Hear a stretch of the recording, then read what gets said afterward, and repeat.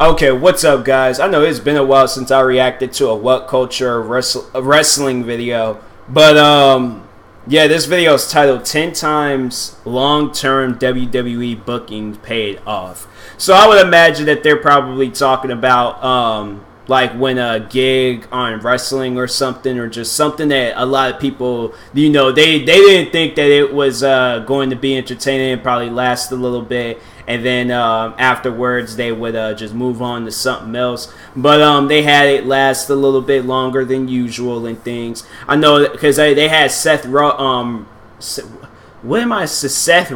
I was getting there to say Seth Rogen. What am I saying right now? But anyways, yeah, Seth Rollins, they had him in the thumbnail, so I know they with his booking thing, they had him they had him yeah, doing the most in wrestling and stuff. Like, this man was like in what, at every pay-per-view, had the championship for the longest, for a long period of time and things. So yeah, he now it's just he's doing that tag team stuff, so it might that might last long too, who knows. But anyways, let's see what else they might be talking about in this video. Make sure you go subscribe to What Culture Wrestling for more videos like this. I'm just checking to make sure I'm still subscribed, because yeah, there's like channels that I'm positive I subscribe to, and because I haven't watched their because I haven't watched their videos in a while, I unsubscribed. So I don't know what's up with that. I didn't think that was still a thing on YouTube. But anyways, we all love to yell at WWE because they hotshot things too quickly and take away the magic of letting a story brew. And that's fair to a certain extent.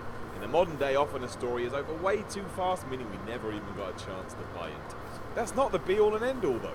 While this may be Vince McMahon's go-to method more often than not, there are occasions where he remembers to take things slow with excellent results. As long as we get that every now and then, well, I'm happy with that. I'm Simon from What Culture, and this is 10 times long-term WWE booking paid off. Number 10, Seth Rollins cashes in.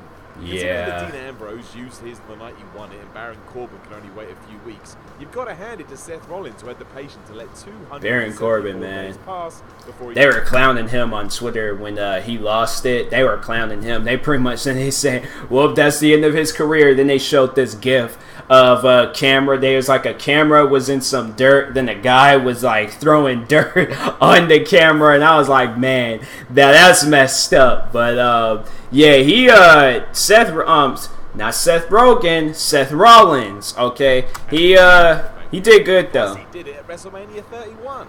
That I'm still, you know, it's just like I'm somewhat salty about that still, because it's just like that match. I would have liked to see how that match went about and things, because it was getting good. It was this prolonged period that helped make it feel so big, though, as well as making it seem like Seth actually had a championship, given how much he would talk about it and focus on it. Rollins then using it felt like a much bigger deal, simply because you become so used to seeing him. Could wait until afterwards. Just look at the reaction by fans that night. They loved it, and for good reason. Well, I didn't. I was mad. Jeff Hardy's push. Fans who followed Jeff Hardy's topsy-turvy WWE career knew that he was never going to make it to the main event the easy way. Few could have predicted that it would be such a long climb to the top of the tree. Jeff secured his maiden World Heavyweight Championship at Armageddon 2008, more than a decade after he made his debut as a teenager, and a year after. I know they say he was 16 when he started. That's crazy. You're supposed to be 18. We're beginning to hear murmurs that the charismatic Enigma had blown his shot at the big time, particularly after an ill-timed suspension cost him his place at WrestleMania 24. So when he finally smashed the glass ceiling, the moment meant so much more because of all of this waiting. Number 8, John Cena versus The Rock. Yeah. We could have done without the sequel, but there's no denying that the original Cena versus Rock encounter generated some serious buzz.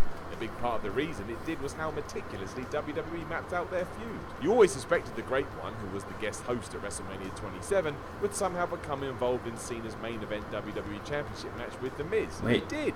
I guess that was 27, because yeah, 26 was Shawn Michaels' last WrestleMania. Where they would finally lock horns in a once-in-a-lifetime clash. Yeah, I remember. Because what they made, I think they made that match, like, I think maybe before that last WrestleMania, because I think John Cena had already had a match. I just remember that they made that match like long before that WrestleMania that they actually fought, and that was the WrestleMania that I think I missed both those WrestleManias and stuff. But they had yeah, they ended up like they made the match, and it was like for so long. I remember I looked it up, and that was like the one and only match that they had, because they still had all of these other pay-per-views and stuff. So it slowly gathered pace, which ultimately made the encounter so memorable. It built and built and built, and then bam, here it was. It felt good. Number 7, Chris Benoit's crowning moment. On the face of it, Chris Benoit's 2004 Royal Rumble win came out of the blue. And whilst you can't give WWE all the credit for Benoit's hard luck everyman image, because a lot of that was sown in WCW, they planted the seeds long in advance of the moment he first won the WWE Championship. In fact, Benoit had received a WWE title match as recently as December, during which he forced then-champion Brock Lesnar to tap out while the referee wasn't looking. In the months prior to that, he had been quietly climbing up the SmackDown food chain, picking up wins over the likes of A-Train and Big Show, before earning his Kurt Angle-led face team a huge victory at Survivor Series. It was a long-term thing by WWE. Worked. Number 6, Undertaker's streak. Many have argued. Yeah, that was crazy when he lost for the first time. But yeah, I don't know, like that Chris Benoit thing. I wasn't even watching wrestling at that time, so my input on Chris Benoit and then that booking thing, yeah, it probably would mean absolutely nothing, because I wasn't even watching. I didn't start watching wrestling about 10 years ago. So yeah, 2007 or 6. No, 2007, I think that's when I had started watching it.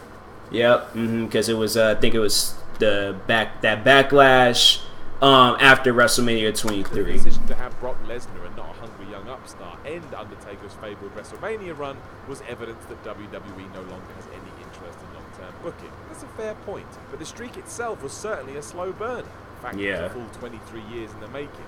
And whilst it's unlikely Vince McMahon earmarked the young Mark Calloway for 3 decades of service, dang, they look young. 1990, there were opportunities that he could have cashed in much earlier. It could have gone to Randy Orton or Edge, and no one would have argued that after the fact. And then there was, of course, CM Punk. WWE rode those out, though, meaning when he did lose to Brock, it felt even bigger. Number 5, Undertaker versus Kane. Wrestlers are often accused. Yeah, they go back. They've been going at it since the 90s, I think. So I remember because it was the Kane DVD, and because when he arrived on the scenes, that was his like first rival. So it was it was they all the way from the beginning of his career. By telling that to Kane, whose arrival on WWE television was preceded by months of character. We first learnt about Taker's estranged brother when Paul Bearer revealed that the dead man had accidentally started a fire which killed most of his family, apart from the Big Red Machine, who was just severely burned instead. It was a given that Kane's debut was imminent. We couldn't exactly be sure of when and how he would make his entrance, but he did rock up, ripping off that. His entrance was crazy. Even though I wasn't watching wrestling at that time, but just like seeing videos of it, I was just like, wow. Like that was good. They need more entrances like that from wrestlers. Now it's just like it just seems like now all they just do is just like they book and like just they be having like all of these promos for weeks and weeks and weeks and stuff, and then it's just like nothing like exciting building up to it. Like it's just like it just seems like it's the same. Like even with it was like when they were like just with everybody pretty much, and it's just like, man, it seems like they need to like have that stuff when they come to the scene, make it exciting, make it be like, oh, I can't wait for them to show up. But now it's just all like, dang, like what's the what's the reason? But number 4, Batista versus Triple H. I seen that WrestleMania. Okay, I'm just gonna pause right now. I seen that WrestleMania 21 match because I remember I bought that on DVD.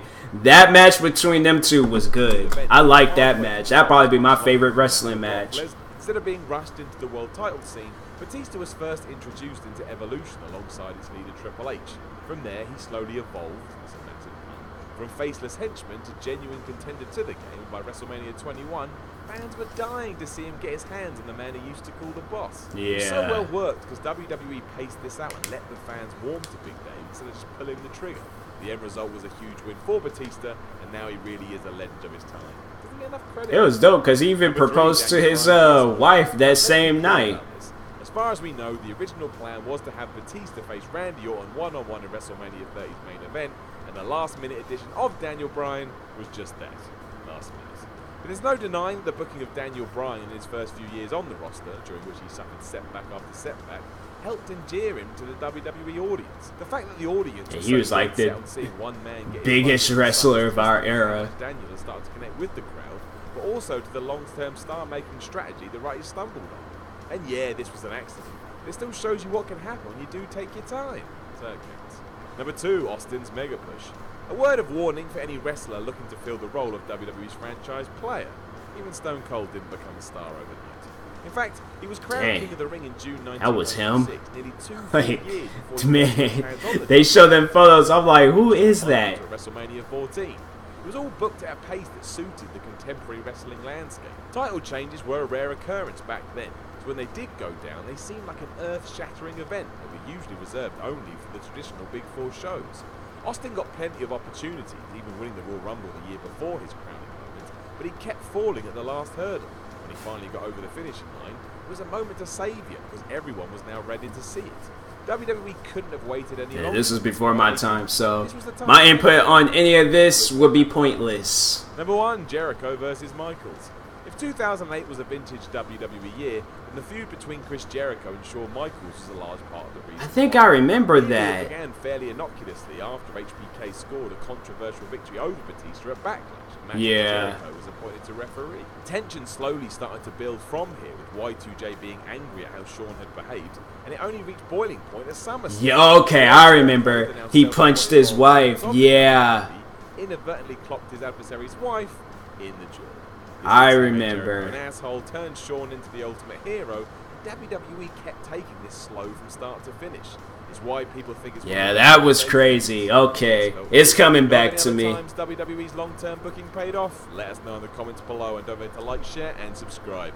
Then make sure you head on over to WhatCulture.com and read some articles, and follow WhatCulture on Twitter at WhatCultureWWE. My name is Simon from WhatCulture, and I'm